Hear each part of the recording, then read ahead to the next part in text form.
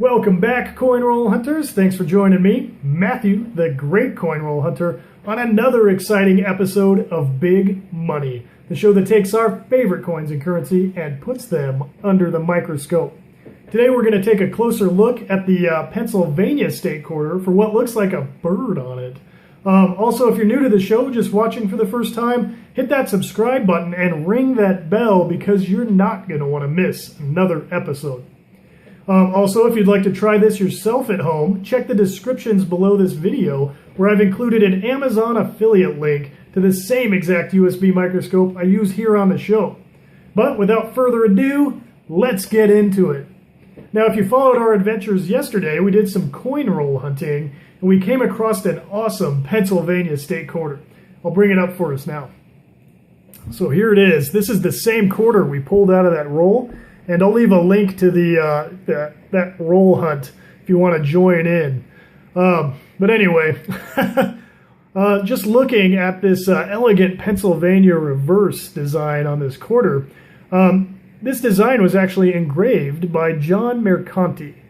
Now, I can only imagine how excited John must have been to work on this design honoring Pennsylvania. See, not only was John born in Philadelphia, he studied at the Pennsylvania Academy of Fine Arts, the Philadelphia College of Arts, as well as the Fleischer Art Memorial School.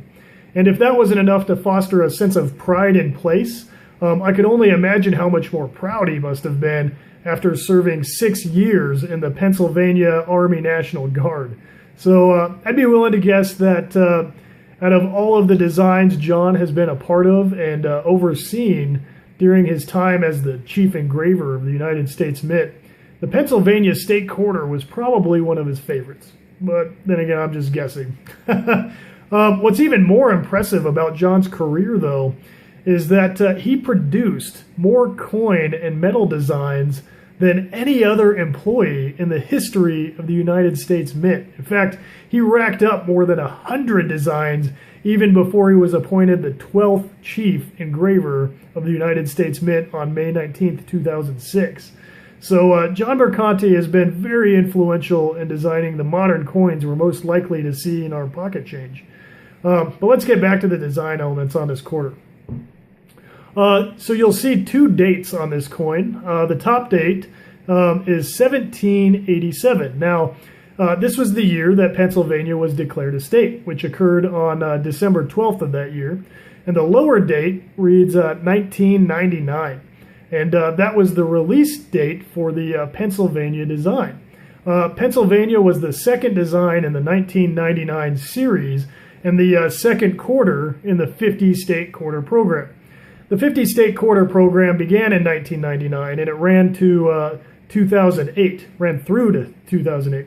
The program commemorates each state in the order of their statehood, with 5 designs being released each year, and each design only being minted for about 10 weeks. This particular quarter was minted in Denver. There it is, as you can see by the capital D there to the right of George Washington's ponytail. And the Denver Mint produced 358,332,000 business strikes of this coin. Now, a business strike is just what numismatists will call a coin intended for circulation. So if you wanted to buy a business strike of this quarter in mint state 65 condition, you could buy it from a coin shop or a dealer for about $3. But if you wanted to buy the absolute best examples of this coin, the San Francisco Mint has created 3,713,359 clad-proof strikes of this coin, specifically intended for collectors. And the clad proofs tend to retail for around $7, but it gets even better. If you're stacking silver, the San Francisco Mint also created 804,565 silver proofs. Now, these are the top quality proof examples of this design, and they are minted from the original metal composition of our very first quarters, with 10% copper and 90% silver. That's right, I said silver. which is why these types of coins, the silver proofs, are my favorite coins to collect, because not only do you get a stunning example of the design, they're also kind of a retainer for investment.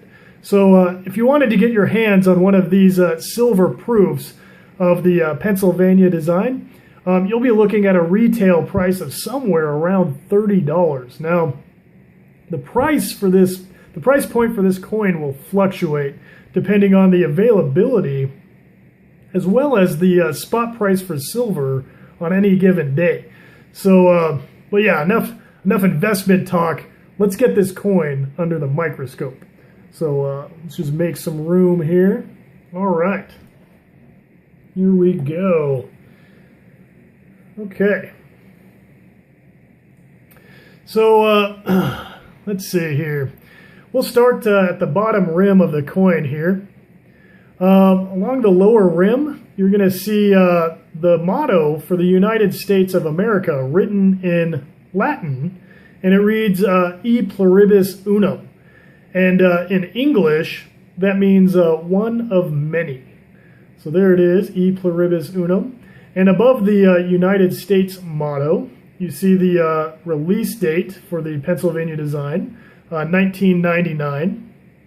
And continuing upwards over the design here, you'll see the outline of the state of Pennsylvania, as well as, here we go.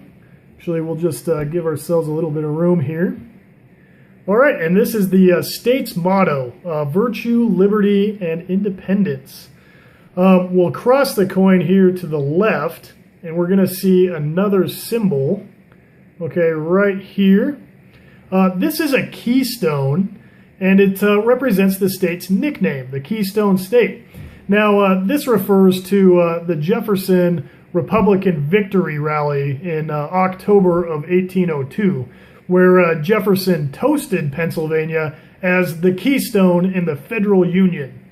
So very interesting. We'll follow the rim upwards here till we see the name of the state, of course, Pennsylvania, as well as the year of its statehood.